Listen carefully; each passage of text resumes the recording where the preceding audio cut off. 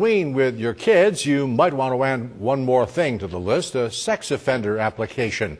If you have an iPhone or an Android, the program alerts your phone in real time of any convicted sex offenders in nearby neighborhoods.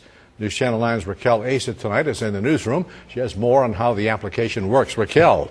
Rod, we downloaded a couple of free applications, but the one we found the best was this one called Sex Offender Tracker. And it only cost us 99 cents, believe it or not. The program gives you a map and updates where you are based on the GPS in your phone.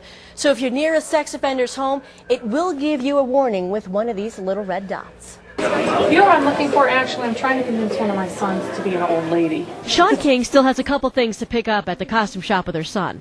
And every year, safety is always key.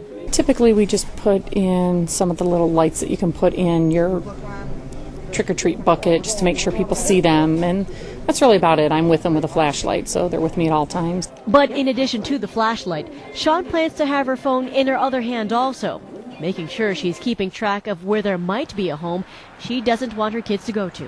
I'm always on my phone, so I'll have it turned on when we're out, and if I see something, then we're going to avoid that area, definitely. The application will work in just about any neighborhood, so when you're out trick-or-treating with your kids, you'll be able to see where the sex offenders live and what they look like. I think having the picture on these this application also, if they see that person, they may want to avoid going to some place that he happens to be at. But while it's a handy tool to have when you're going door to door, Walsh says there are no guarantees. There's nothing to say that because a person lives in a particular address that they aren't going to be at a relative's house a couple of blocks away. Which is why Sean plans to always be near her kids at all times. Anything to keep my kids as safe as possible is my #1 concern.